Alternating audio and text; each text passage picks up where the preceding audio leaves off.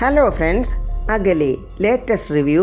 രോഹൻ പ്രതാപൻ പുറത്തുപോയ തക്കം നോക്കി ഋതികയുടെ അടുത്തോട്ട് ചെന്നിട്ട് പറയുന്നു, ഋതിക, എൻ്റെ കാറ് പഞ്ചറായില്ലേ, അത് റെഡിയാകുന്നത് വരെ ഞാൻ ഇവിടെ ഇരുന്ന് ഋതിയോട് സംസാരിക്കാമെന്ന് വിചാരിച്ച് വന്നതാണ്.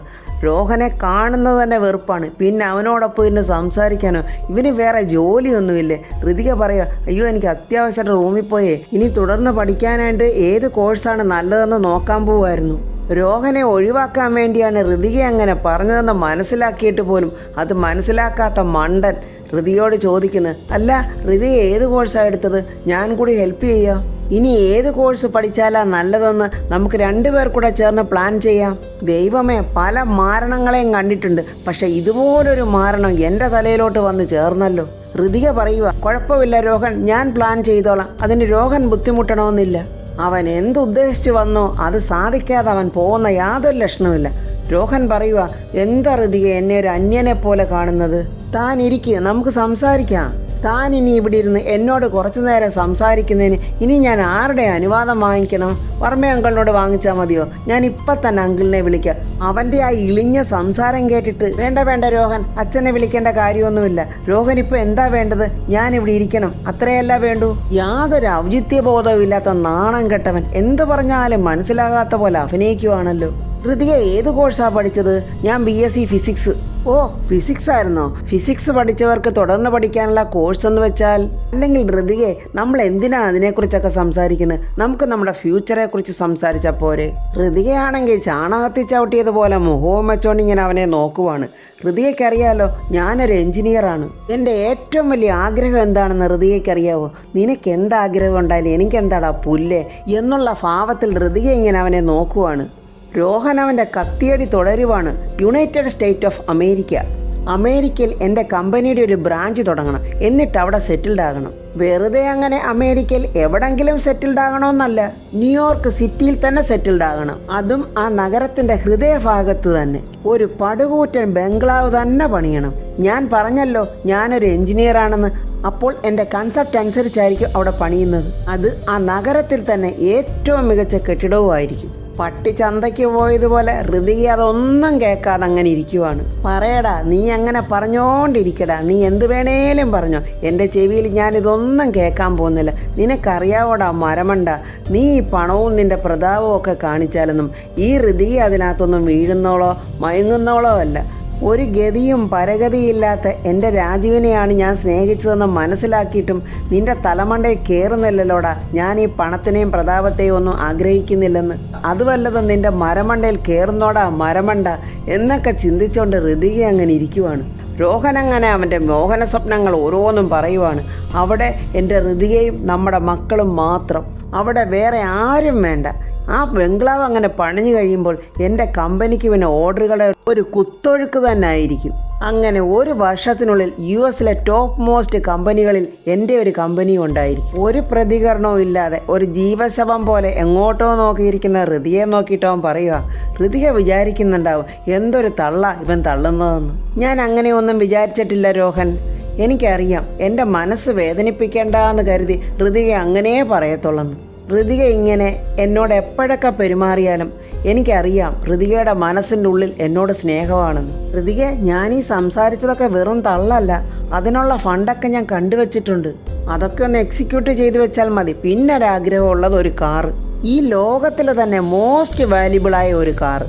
ഞാൻ കണ്ടുവച്ചിരിക്കുന്ന ആ കാറിൻ്റെ വില എത്രയാണെന്ന് ഋതികയ്ക്കറിയാവോ? 252 കോടി. അത് നമ്മുടെ ബംഗ്ലാവിൻ്റെ മുന്നിലവിടെ കിടക്കണം. അതിലായിരിക്കും നമ്മുടെ കംപ്ലീറ്റ് യാത്രയും. വേറെയും ഒരുപാട് ആഗ്രഹങ്ങളുണ്ട് ഋതികയെ, അതെല്ലാം കൂടി ഇപ്പോൾ ഒറ്റയടിക്ക് പറഞ്ഞാൽ തീരത്തില്ല. അതൊക്കെ പറഞ്ഞുകൊണ്ടിരുന്നാൽ ഋതികയ്ക്ക് ബോറടിച്ചു പോവും. അതിപ്പോഴെങ്കിലും മനസ്സിലായോടാ പോത്തിൻ്റെ തലയുള്ളവനെ എന്നിങ്ങനെ ഋതിക മനസ്സിൽ വിചാരിക്കുന്നു. എൻ്റെ ആഗ്രഹങ്ങളെക്കുറിച്ചൊക്കെ ഞാനിപ്പോൾ ഋതികയോട് പറഞ്ഞു. ഇനി ഋതിക പറ, ഋതികയുടെ മനസ്സിലുള്ള ആഗ്രഹങ്ങൾ എന്തൊക്കെയാണെന്ന്. ഇനി എങ്ങനാടാ പോത്തെ നിന്നോട് ഞാൻ പറയേണ്ടത് എന്ന് വിചാരിച്ചിട്ട് ഋതിക പറയുക, രോഹൻ, എൻ്റെ മനസ്സിൽ രോഹനെ വിവാഹം കഴിക്കണമെന്നൊരാഗ്രഹമേ ഇല്ല, അത് ഞാൻ നേരത്തെ പറഞ്ഞു കഴിഞ്ഞു. പിന്നെ എന്തിനാ രോഹൻ എന്നെ ഇങ്ങനെ ടോർച്ചർ ചെയ്യുന്നത്? രോഹൻ നേരത്തെ പറഞ്ഞില്ലേ സ്ട്രെയിറ്റ് ഫോർവേഡായിട്ട് സംസാരിക്കുന്നവരെ രോഹൻ ഇഷ്ടമാണെന്ന്. അതെ, ഞാൻ പറഞ്ഞു, ഇഷ്ടമാണെന്നല്ലേ പറഞ്ഞത്, ഇഷ്ടമല്ലെന്ന് പറഞ്ഞില്ലല്ലോ. ഇഷ്ടമാണെന്ന് പറഞ്ഞാൽ എനിക്ക് ഋതിയെ കല്യാണം കഴിക്കാൻ ഇഷ്ടമാണെന്ന്. ഋതികയെ പോലുള്ള ഒരു പെൺകുട്ടിയെ ഞാൻ എങ്ങനെയാ ഋതികയെ കല്യാണം കഴിക്കാതിരിക്കുന്നത്? എൻ്റെ മനസ്സിൽ ഋതികയും ഋതികയോടൊപ്പമുള്ള ഒരു ജീവിതവും അത് മാത്രമേ ഉള്ളൂ. കല്യാണം കഴിയുമ്പോഴേ ഋതികയ്ക്ക് എന്തെങ്കിലും ഇഷ്ടക്കേടുണ്ടെങ്കിൽ അതൊക്കെ അങ്ങ് മാറിക്കോളുമെന്നേ. അല്ല, അതിനി കല്യാണം കഴിയണമെന്നൊന്നും വിചാരിക്കേണ്ട കാര്യമില്ലല്ലോ, അതിന് മുൻപും മാറ്റാമല്ലോ. ഇവൻ ഒരു നടയ്ക്ക് പോകുന്ന ലക്ഷണമില്ല. ഋതിക എന്ത് വേണമെങ്കിലും വിചാരിച്ചോ, പക്ഷേ ഋതിക കല്യാണം കഴിക്കുന്നുണ്ടെങ്കിൽ അത് എന്നെ മാത്രമായിരിക്കും. ഞാൻ അത്രമാത്രം സ്വപ്നം കണ്ടു കഴിഞ്ഞിരിക്കുന്നു ഋതികയെ. നീ സ്വപ്നമോ എന്ത് മണ്ണാങ്കട്ടി വേണമെങ്കിലും കാണടാ പുല്ല്. എന്നെ വിട്ടിട്ട് നീ പോടാ എങ്ങോട്ടെങ്കിലും ഇറങ്ങി. ഞാനും എൻ്റെ ഋതികയും നമ്മുടെ മക്കളും ഒന്നിച്ചുള്ള ഒരു ബ്യൂട്ടിഫുൾ ലൈഫ്. ഇനി ഈ മരപ്പോത്തനോട് സംസാരിച്ചിരുന്നിട്ട് ഒരു കാര്യമില്ല.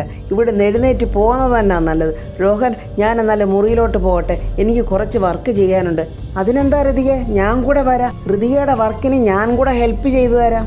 വേണ്ട രോഹൻ, ഞാൻ പോകുന്നില്ല, ഞാൻ ഇവിടെ തന്നെ ഇരുന്നോളാം. രോഹൻ എന്തുവാന്ന് വെച്ചാൽ പറഞ്ഞു. അപ്പോൾ രാജു അങ്ങോട്ട് വരുന്നുണ്ട്.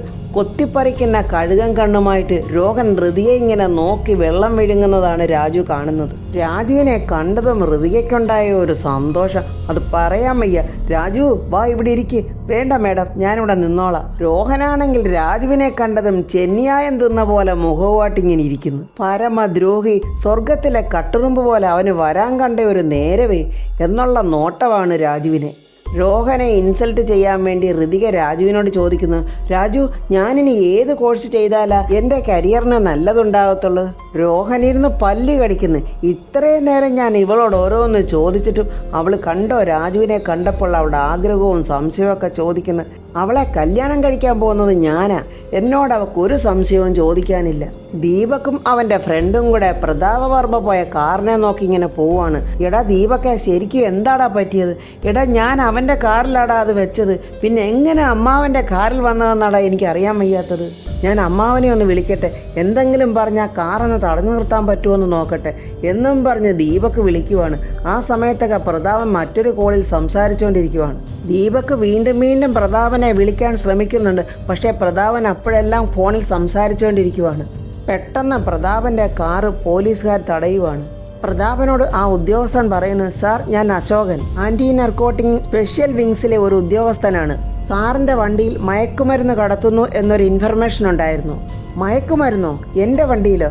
സോറി സാർ, ഞങ്ങൾക്ക് ഈ വണ്ടി ഒന്ന് സെർച്ച് ചെയ്യണം. എൻ്റെ കാറിൽ മയക്കുമരുന്നോ? നിങ്ങൾ എന്ത് വിവരമില്ലായ്മയാണ് ഈ സംസാരിക്കുന്നത്? സോറി സാർ, സാർ ഞങ്ങളോട് സഹകരിക്കണം. ശരി, എന്താണെന്ന് വെച്ചാൽ നിങ്ങൾ നോക്ക് എന്നും പറഞ്ഞ് പ്രതാപൻ ഇറങ്ങുവാണ്. പ്രതാപൻ അറിയുന്നില്ലല്ലോ അനന്തരവൻ അമ്മാവന് വെച്ചിരിക്കുന്ന കെണി. അങ്ങനെ ആ അന്വേഷണ ഉദ്യോഗസ്ഥര് പ്രതാപവർമ്മയുടെ കാറ് സെർച്ച് ചെയ്യുമ്പോൾ അതിൽ നിന്നൊരു ബാഗ് കിട്ടുന്നുണ്ട്. ആ ബാഗിനകത്ത് മയക്കുമരുന്നുമുണ്ട്.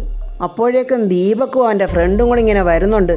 കുറച്ചകലെ വെച്ച് തന്നെ അവരാ കാഴ്ചയും കണ്ട്, അയ്യോ, ഇനി ഇവിടെ നിന്നാൽ പന്തിയല്ല എന്നും പറഞ്ഞ് അവൻ്റെ കൂട്ടുകാരൻ ഒറ്റ ഓട്ടം. ദൈവമേ, ഞാൻ എന്ത് ചെയ്യാനാ? ഞാൻ തന്നെ എൻ്റെ അമ്മാവന് പണി ഒരുക്കി വെച്ചല്ലോ. അങ്ങോട്ട് ചെന്നാൽ പണി പാളും. അതുകൊണ്ട് എത്രയും പെട്ടെന്ന് ഇവിടെ നിന്ന് രക്ഷപ്പെടുന്നതാണ് നല്ലതെന്നും പറഞ്ഞ് ദീപക്കും പെട്ടെന്ന് അവിടെ നിന്ന് ഓടുവാണ്. പ്രതാപവർമ്മയുടെ കാറിൽ നിന്ന് മയക്കുമരുന്നെടുത്തത് കണ്ട് പ്രതാപവർമ്മ അങ്ങനെ ഞെട്ടി നിൽക്കുവാണ്. അപ്പോഴങ്ങോട്ടൊരു പോലീസ് ജീപ്പ് ചീറിപ്പാഞ്ഞ് വരുന്നുണ്ട്. പ്രതാപവർമ്മയോടും കുടുംബത്തിനോടും എന്തോ മുജ്ജന്മ വൈരാഗ്യമുള്ള ഭാവം പോലാണ് ആ പോലീസ് ഉദ്യോഗസ്ഥ അങ്ങോട്ട് വരുന്നത്. മയക്കുമരുന്ന് പിടിച്ചെടുത്ത ആ ഉദ്യോഗസ്ഥന്മാർ ആ വനിതാ ഉദ്യോഗസ്ഥയോട് പറയുന്നു, ഇത് കൊക്കൈനാണ് മാഡം. ഇത് കൊള്ളാവല്ലോ, വിദ്യാഭ്യാസ വകുപ്പ് മന്ത്രിയുടെ കാറില മയക്കുമരുന്ന്. പ്രതാപൻ ആകെ നാണിച്ച് വിയർത്ത് കുനിഞ്ഞു നിൽക്കുവാണ്. എന്തായാലും ഞാൻ ചാർജ് എടുത്ത ദിവസം തന്നെ വന്ന കേസ് കൊള്ളാം. എന്നിട്ട് ആ പോലീസ് ഉദ്യോഗസ്ഥ പ്രതാപൻ്റെ അടുത്ത് ചെന്നിട്ട് പറയുന്നു, ഞാൻ അശ്വതി, പോലീസ് സൂപ്രണ്ട്. പ്രതാപൻ പറയുന്നു, എൻ്റെ വാഹനത്തിൽ ഇതെങ്ങനെ വന്നു എന്ന് എനിക്കറിയില്ല officer. I think this is trap. എൻ്റെ ശത്രുക്കൾ ആരോ എനിക്കെതിരെ ചെയ്ത ട്രാപ്പാണെന്നാണ് എനിക്ക് തോന്നുന്നത്. നമ്മൾ തമ്മിലുള്ള ആദ്യത്തെ കൂടിക്കാഴ്ചയല്ലേ സാർ? അപ്പോഴിങ്ങനെ വഴിയിൽ വെച്ച് സംസാരിക്കണം. വാ, നമുക്ക് ഓഫീസിലോട്ട് പോകാം. ശരി മാഡം എന്നും പറഞ്ഞ് പ്രതാപൻ സ്വന്തം കാറിൽ കയറാൻ പോകുമ്പോൾ അത് പാടില്ല, ഈ വാഹനത്തിലാണ് കയറേണ്ടത് എന്നും പറഞ്ഞ് പോലീസ് ജീപ്പിൽ പ്രതാപനെ കയറ്റിക്കൊണ്ട് പോവുകയാണ്. ഋതികയാണെങ്കിൽ രോഹനെ സഹിക്കാൻ വയ്യാഞ്ഞിട്ട് പറയുന്നു, എന്താ രോഹൻ, ഇനി പോവുമല്ലയോ? അത് വണ്ടി പഞ്ചറായതല്ലേ, പഞ്ചർ ഒട്ടിക്കട്ടെ, എന്നിട്ട് ഞാൻ പോയേക്കാം. പോലീസ് സ്റ്റേഷനിലെത്തിയ പ്രതാപവർമ്മയെ മീഡിയക്കാരും എല്ലാവരും ചേർന്ന് വട്ടം ചുറ്റിയിരിക്കുവാണ്. സാറിൻ്റെ മുഖത്ത് കരിവാരി തേക്കാൻ വേണ്ടി പ്രതിപക്ഷ ആൾക്കാർ ചെയ്തതാണല്ലോ ഇത്. സാർ അങ്ങനെ വിശ്വസിക്കുന്നുണ്ടോ? പ്രതിപക്ഷം കാണിച്ച കള്ളക്കേസല്ലേ ഇത്? ഇങ്ങനെ ചോദ്യങ്ങളുടെ ഓരോ കൂമ്പാരങ്ങൾ വന്നുകൊണ്ടിരിക്കുവാണ്. പോലീസുകാർ വളരെ പാടുപെട്ട് അവരെയൊക്കെ അങ്ങോട്ട് മാറ്റി നിർത്തിയിട്ട് പ്രതാപവർമ്മയെ പോലീസ് സ്റ്റേഷനകത്തോട്ട് കൊണ്ടുപോവുകയാണ്. ഇലക്ഷൻ നടക്കുന്നതിന് മുമ്പ് സാറിന് മുൻപേ ഉള്ള ഒരു കരുനീക്കമാണിത് എന്നൊക്കെ പറഞ്ഞ് മീഡിയക്കാരിങ്ങനെ പറഞ്ഞുകൊണ്ടിരിക്കുവാണ്.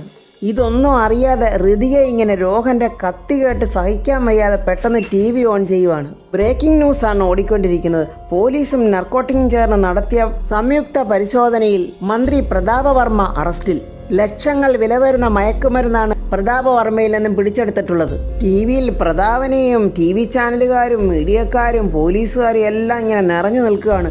ഇപ്പോൾ പ്രതാപവർമ്മയെ പോലീസ് സ്റ്റേഷനിലോട്ട് കൊണ്ടുവന്നിരിക്കുകയാണ്. മിനിസ്റ്ററുടെ കാറിൽ രഹസ്യമായി മയക്കുമരുന്ന് കടത്തുന്നുണ്ട് എന്നുള്ള അജ്ഞാത സന്ദേശത്തിലായിരുന്നു ചെക്കിംഗ്. മാരകമായ മയക്കുമരുന്നാണ് പ്രതാപവർമ്മയിൽ നിന്നും കണ്ടെടുത്തതെന്ന് പോലീസ് സൂപ്രണ്ട് പറയുന്നു. നാളെ ഇലക്ഷൻ നടക്കാനിരിക്കുന്ന സാഹചര്യത്തിലാണ് ഇങ്ങനൊരു നാടകീയ സംഭവം ഉണ്ടായിരിക്കുന്നത്. ഈ ഒരു സംഭവം നാളത്തെ ഇലക്ഷനെ എങ്ങനെ ബാധിക്കുമെന്നുള്ളത് പ്രവചിക്കാൻ വയ്യാത്ത സംഭവമാണ് ഉണ്ടായിരിക്കുന്നത്. ഈ ന്യൂസ് കണ്ട് ഋതിക ചാടി എഴുന്നേറ്റ് ഒരു ജീവശവം പോലെ ഇങ്ങനെ നിൽക്കുവാണ്. രാജുവും ആകെ ഭയന്നിട്ട്, മേഡം എന്തായി കേൾക്കുന്നത്? വർമ്മ സാറിനെ മയക്കുമരുന്ന് കേസിൽ പിടിച്ചെന്നോ? സാറ് പോലീസ് സ്റ്റേഷനിലാണെന്നോ? പോലീസ് സ്റ്റേഷനിലാണെങ്കിൽ പ്രതാപവർമ്മയെ ചുറ്റി നിൽക്കുവാണ് മീഡിയക്കാർ. അവരോട് പോലീസ് ഉദ്യോഗസ്ഥ പറയുന്നു, മര്യാദയ്ക്ക് മാറി നിൽക്കാനാണ് നിങ്ങളോട് പറഞ്ഞത്. പ്രതിയെ കൊണ്ട് ഞങ്ങൾക്ക് അകത്തോട്ട് പോകണം. കേസ് തെളിയുന്നതിന് മുമ്പ് സാറിനെ എങ്ങനെ പ്രതിയെന്ന് നിങ്ങൾ വിളിക്കുന്നു എന്നൊക്കെ ഓരോരുത്തർ അവിടെ ചോദിക്കുന്നുണ്ട്. പോലീസ് ഉദ്യോഗസ്ഥ ഭയങ്കര ദേഷ്യത്തിലാണ്. ദേണ്ടേ മാറി നിന്നോണം, എൻ്റെ ജോലിയെ തടസ്സപ്പെടുത്തിയാലുണ്ടല്ലോ എല്ലാത്തിനെയും തൂക്കിയെടുത്ത് ഞാൻ അകത്തിടും. ദീപക് ഇതെല്ലാം അവിടെ ഒളിഞ്ഞു നിന്ന് കാണുന്നുണ്ട്. ദൈവമേ, 8ന്റെ പണിയായല്ലോ. ഞാൻ അമ്മാവനെ കൊണ്ടുപോയി മയക്കുമരുന്നിൽ കുടുക്കിയല്ലോ. അമ്മയെങ്ങാനോ അറിഞ്ഞാൽ അതോടെ തീർന്നു. TV-യിൽ പ്രതാപനെക്കുറിച്ച് വരുന്ന വാർത്തകളൊക്കെ കണ്ടിട്ട് ഋതികയ്ക്ക് സങ്കടം സഹിക്കാൻ വയ്യാതെ പെട്ടെന്ന് രാജുവിൻ്റെ കയ്യിൽ കയറി അങ്ങ് പിടിക്കുവാണ്. ഇതെന്താ ഇങ്ങനെയൊക്കെ? അച്ഛനെ എത്രയും പെട്ടെന്ന് രക്ഷിക്കണം രാജു എന്നിങ്ങനെ പറയുമ്പോൾ രോഹൻ നോക്കുമ്പോൾ ഋതിക രാജുവിൻ്റെ കയ്യിൽ പിടിച്ചോണ്ടിരിക്കുവാണ്. അവനത് തീരെ സഹിക്കുന്നില്ല. അവനങ്ങ് കലി പൂണ്ടങ്ങ് നിൽക്കുവാണ്. അവൻ ദേഷ്യത്തോടെ പറയുന്നു, ഋതികെ, രാജുവിൻ്റെ കയ്യിൽ നിന്നും കൈയെടുക്ക്. ഇത്ര ചീപ്പായിട്ട് പെരുമാറാൻ രോഹൻ എങ്ങനെ കഴിയുന്നു? നിന്നെ കല്യാണം കഴിക്കാൻ പോകുന്ന പുരുഷനല്ലേ ഞാൻ. ആ സ്ഥിതിക്ക് എൻ്റെ മുന്നിൽ വെച്ച് മറ്റൊരു പുരുഷൻ്റെ കയ്യിൽ പിടിക്കുന്നത് ശരിയാണോ? ഇത് നിനക്ക് തോന്നുന്നുണ്ടോ? രോഹൻ, മര്യാദയ്ക്ക് സംസാരിച്ചോ. നിങ്ങൾ ഇതുവരെ എൻ്റെ ഭർത്താവ് ആയിട്ടില്ല. ഞാൻ എന്ത് ചെയ്യണം എന്ത് ചെയ്യരുത് എന്നൊക്കെ തീരുമാനിക്കുന്നത് ഞാൻ. അവിടെ സ്റ്റേഷനിൽ അറസ്റ്റിലായി കിടക്കുന്നതേ എൻ്റെ അച്ഛനാ. അച്ഛനെ അവിടുന്ന് എങ്ങനെ രക്ഷിക്കണമെന്ന് ചിന്തിച്ചുകൊണ്ട് നിൽക്കുമ്പോഴാണോ തൻ്റെ ഒരു ആവശ്യമില്ലാത്ത കോംപ്ലക്സ്? ഞാൻ രാജുവിൻ്റെ കയ്യെ പിടിച്ചിട്ട്, രാജു എനിക്ക് നിന്നെ മറക്കാൻ കഴിയില്ല, എന്നെ കല്യാണം കഴിക്കണം എന്നാണോ ഞാൻ പറഞ്ഞത്?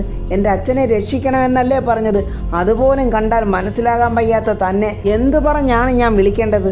നിങ്ങളുമായി എൻ്റെ വിവാഹം ആലോചിച്ചു എന്നുള്ളതേ ഉള്ളൂ, അല്ലാതെ എൻ്റെ പൂർണ്ണ ഉത്തരവാദിത്വമൊന്നും നിങ്ങളെ ഏൽപ്പിച്ചിട്ടില്ല.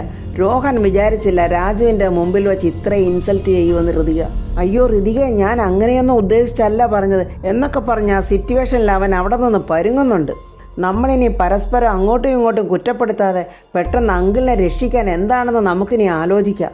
ഞാനിവിടെ ഉണ്ടല്ലോ ഋതികെ, എന്താന്ന് വെച്ചാൽ ചെയ്യാം. അപ്പോഴങ്ങോട്ട് ദീപക് ഓടി വരുന്നുണ്ട്. ഋതികെ, കാര്യങ്ങളൊക്കെ അറിഞ്ഞോ? അതാ ഞങ്ങൾ TV-യിൽ കണ്ടുകൊണ്ടിരിക്കുന്നത്. മേഡം, ഞാൻ പോലീസ് സ്റ്റേഷനിലോട്ട് പോവാണ്. എന്താണ് അടുത്ത പരിപാടി ചെയ്യേണ്ടതെന്ന് ഞാൻ നോക്കട്ടെ. രാജു ഞാനും വരുന്നുണ്ട് എന്നും പറഞ്ഞ് ഋതികയും രാജുവും കൂടെ അവിടുന്ന് പോവുകയാണ്. രോഹൻ ദീപകിനോട് പറയുന്നു, ഇവിടുത്തെ CCTV ക്യാമറ എവിടാ, ഞാനൊന്ന് നോക്കട്ടെ.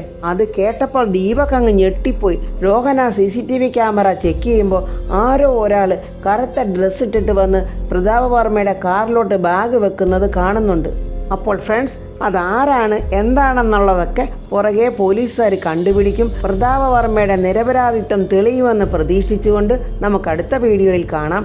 എൻ്റെ ഈ വീഡിയോ ഇഷ്ടപ്പെട്ടാൽ ലൈക്കും കമൻസും, സബ്സ്ക്രൈബ് ചെയ്യാത്തവർ സബ്സ്ക്രൈബ് ചെയ്യണേ.